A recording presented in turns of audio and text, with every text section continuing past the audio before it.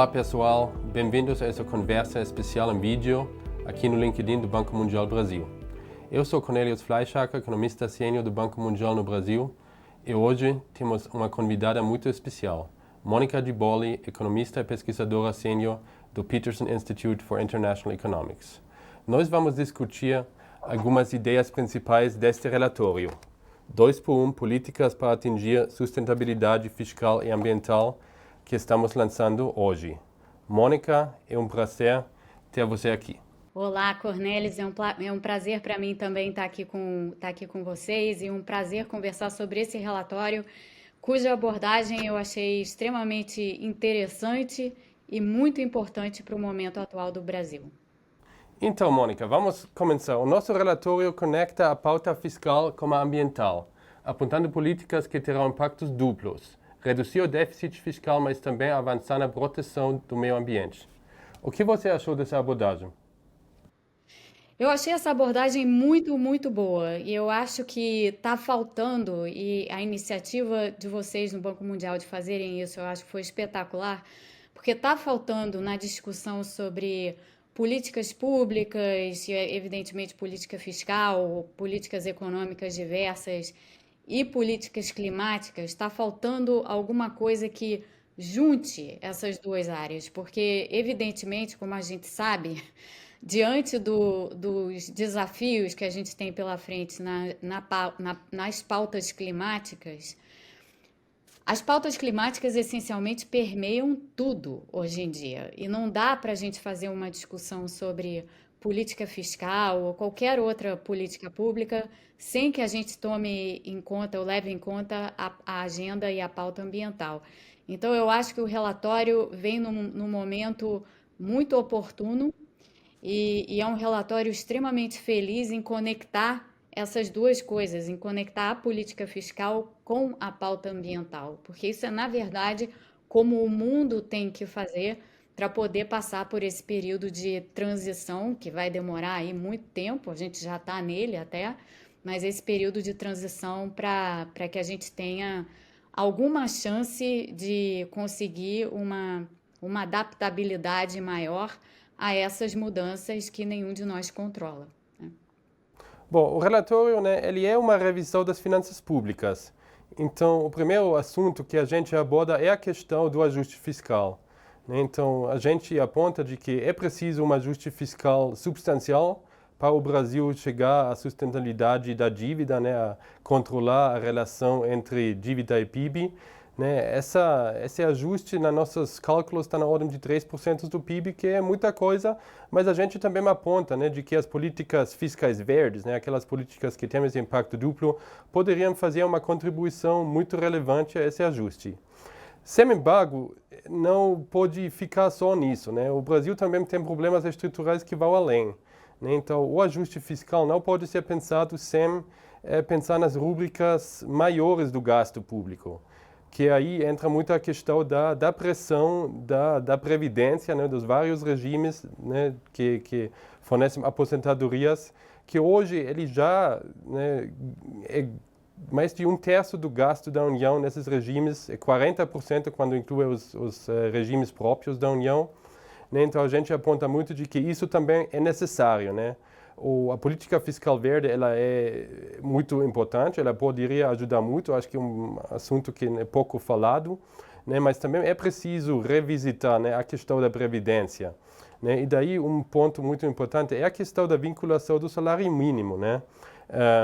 O fato de que todo benefício de aposentadoria, seja ele contributivo ou não, é igual ao salário mínimo, tem uma dinâmica muito problemática nas despesas públicas. Mesmo com os ajustes que foram feitos no final do ano fiscal, essa vinculação ao salário mínimo, ela aumenta o gasto em previdência automaticamente a cada ano, pelo menos 15 bi.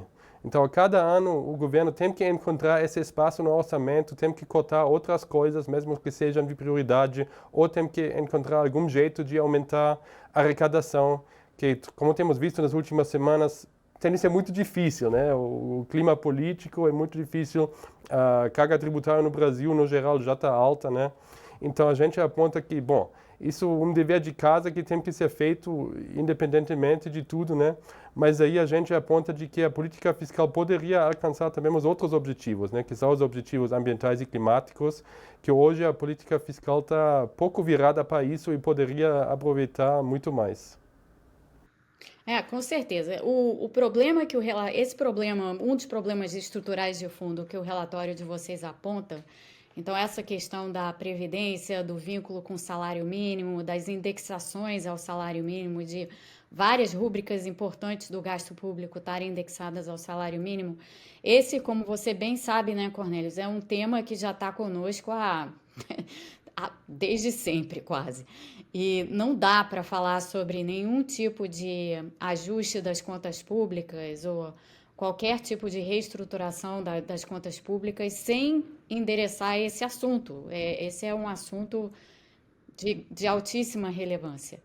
E invariavelmente a gente entra nessas discussões e fala sobre esse tema, aponta os problemas, que são esses que você destacou, quer dizer, o fato da gente ter essas vinculações todas ao salário mínimo, com a regra de salário mínimo que a gente tem em particular, torna esses gastos viram uma bola de neve, porque toda vez que há um aumento do salário mínimo, conforme a fórmula estipulada, você vai automaticamente aumentar todos esses gastos simultaneamente.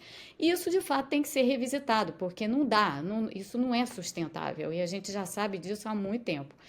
E, bem, o momento político, como você bem ressaltou, é delicado. Esse assunto também é um assunto delicado, porque a gente está falando de previdência, a gente está falando de benefícios previdenciários, a gente está falando de salário mínimo, a gente está falando de desvinculação, e aí isso toca no tema dos direitos. Que direitos, de fato, que isso atende? E será que atende realmente a direitos?